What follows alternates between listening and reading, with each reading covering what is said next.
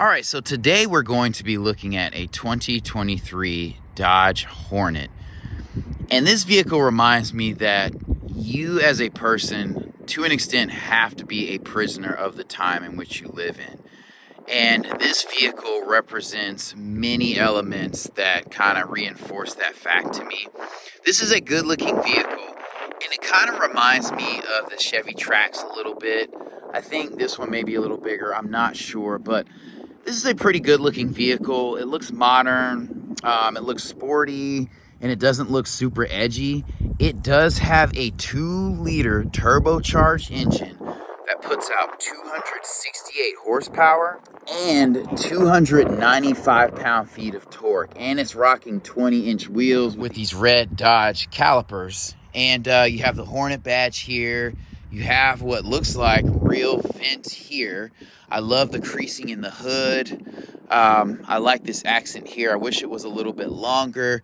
This is a flat white paint, but it's not a bad looking vehicle. We'll zoom out a little bit. Kind of gives like Mazda, Porsche Macan vibes. It has GT on the back. I love that you have this dark plastic trim around the wheel arches and around the side molding of the vehicle. And even in the back, I feel like in time this is going to hold up better than painting that actual surface, even though painting gives a vehicle a better look when the paint's darker, in my opinion.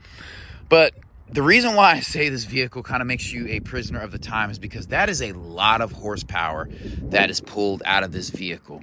I don't even think the Audi 2-liter engine and the A4 and the A6, the Golf GTI make that much power currently. All right, and this vehicle is dead as a doorknob, so I cannot open the rear hatch. But I will say, just from the exterior, it looks a little small. As you can see, the hatch starts here. So it's a little bit more fashion over function here. And I do wish you had some exposed exhaust tips, like really quad exhaust here would be super, super dope.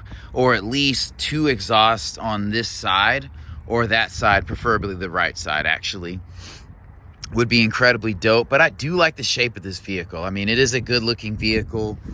All right, so before I hop in, I have to say that I love the wheels on this vehicle. I apologize, they're super dusty. It has been incredibly windy in the Midwest, so every vehicle's dusty, and as soon as you wash it, it gets coated again. But these are very, very dope vehicle or rims, and they are 20s, so that's a pretty big tire.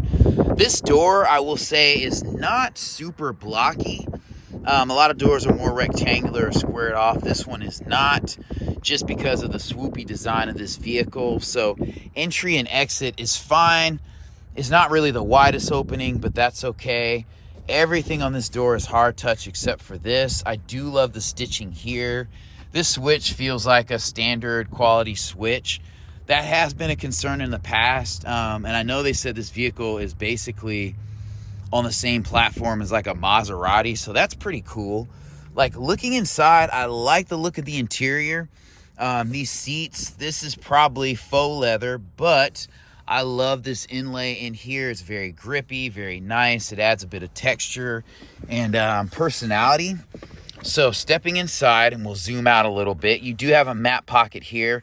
I almost wish this seat had a hard back, but that's okay. I like this like suede or Alcantara. It's basically a faux suede like upper on this seat. I think that's a nice touch. I do like the fact that you have ports or vents back here, and that you do have USB-A and USB-C charging. That's dope. This kind of juts out a bit to give you a little bit more thigh support. This is going to be a 4-seater vehicle. I mean, you can seat 5, but it would be incredibly cramped if it's not 3 kids, so keep that in mind. This is a look at the seat. And so not bad at all. You know, you have your cup holders here. And one thing I love about this is that they don't kind of fold down. So a lot of cup holders kind of sit at an angle like this. And when you put a drink in them, you have to worry about it spilling. You don't here.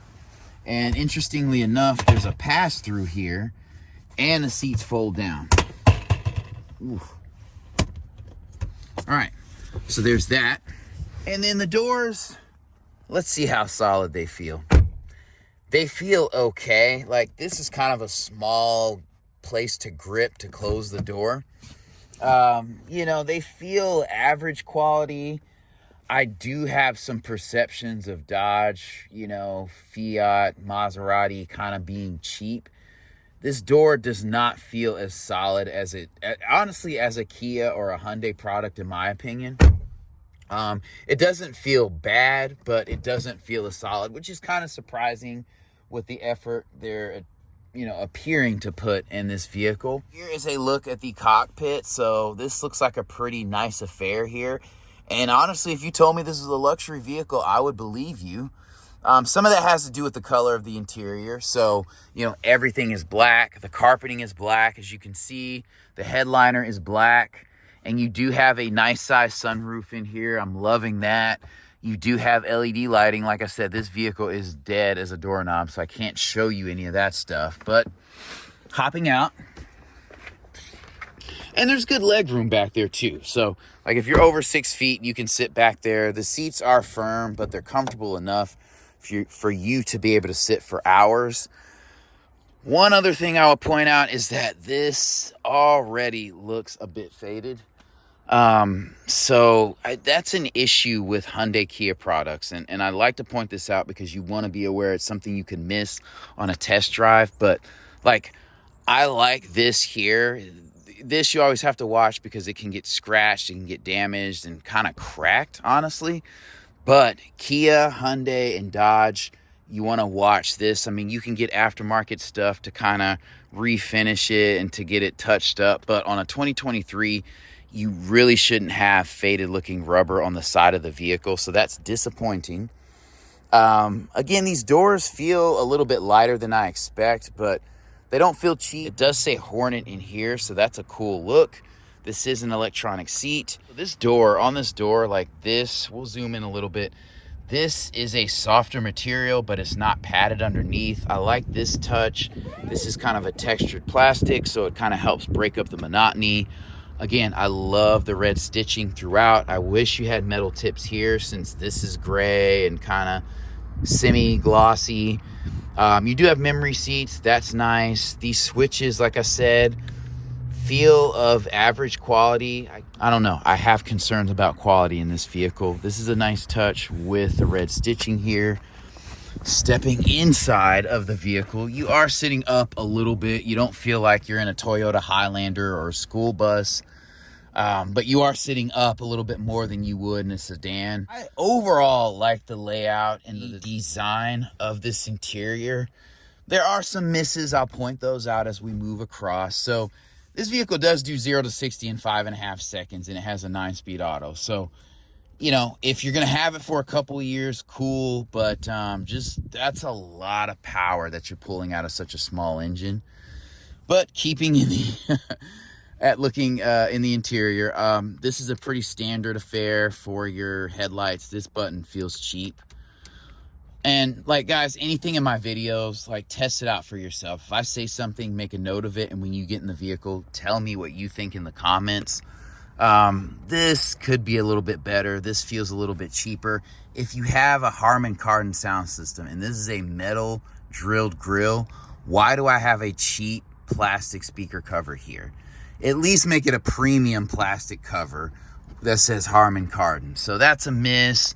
This is not leather. This is kind of a, I don't know, a slick, silky polyester fabric. I do like the piano black bordering here. This is a nice touch, a little bit of a luxury touch whenever you have this here, but I wonder if this is going to hold up over time. Doesn't feel super strong. Another headlight switch here, which is interesting. I just wish everything was down here. This is to operate your parking brake and your high and low beams, but I'd rather it all be kind of here.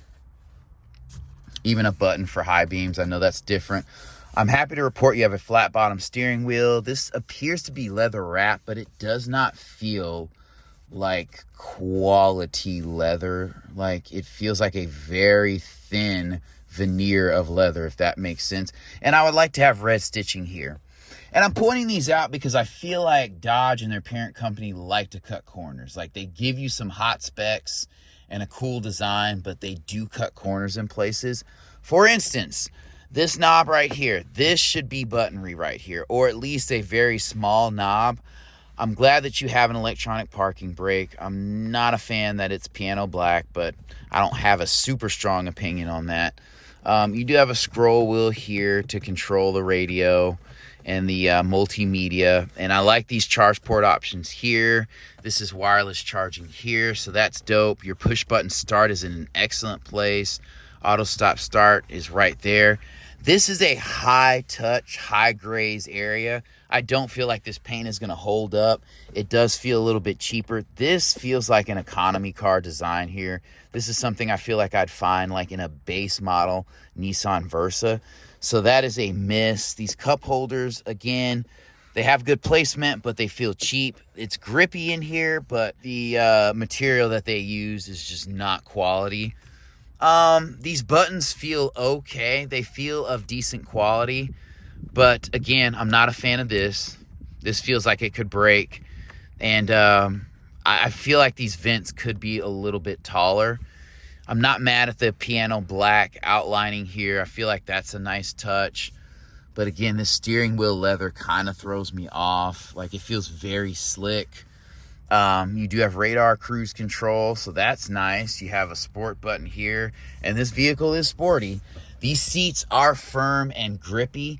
Like, they're a decent size, so they're not gonna like be like a tourniquet on your body. If you're a larger person, they may hug you a little bit more, but it's a good balance. I would make the seats a little bit softer. I feel like if you have your wallet in your pocket, it's gonna be a painful experience, but this rear view mirror is also a display for the backup camera, so I like that. This mirror is a little bit too small, but that's okay. It has a light here, and you can move this over to the side, and it definitely slides. So that's a nice touch. And this feels textured and good. I like the headliner. It's dark. I like this kind of design here. Again, this vehicle's dead, but you do have LED lighting. This screen is nice. I like how, it doesn't look super tacked on because it kind of floats in here, but the bezels are larger than you think. So if it was like a bezel-less screen, I'd say it's a great size, but with that being said, it is a little on the small side when it's turned on, and you'll see that if you test drive one of these vehicles.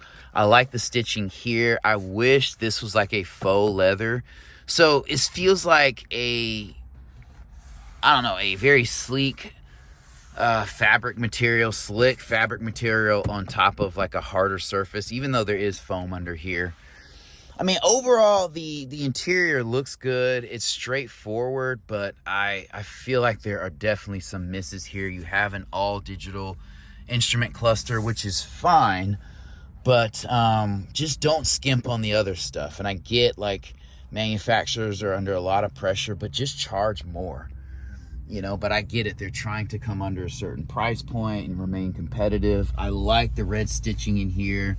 The Dodge logo is kind of a miss for me, but they can't do anything about that. And you do have adjustable seat belts here. So we'll take a look under the hood. All in all, I would say I do have mixed feelings about this vehicle. Kind of like the Chevy Trax. Like, I love the look of the vehicle. It looks clean. It rides good, but just overall quality is kind of a question mark. It's kind of like fast fashion to me. And this hood is super light. I love that it has struts here. Obviously, this is a 2-liter turbocharged engine. Air box is right here. Your battery's right here. You're not going to be doing much else on this vehicle. It's a very cramped engine compartment.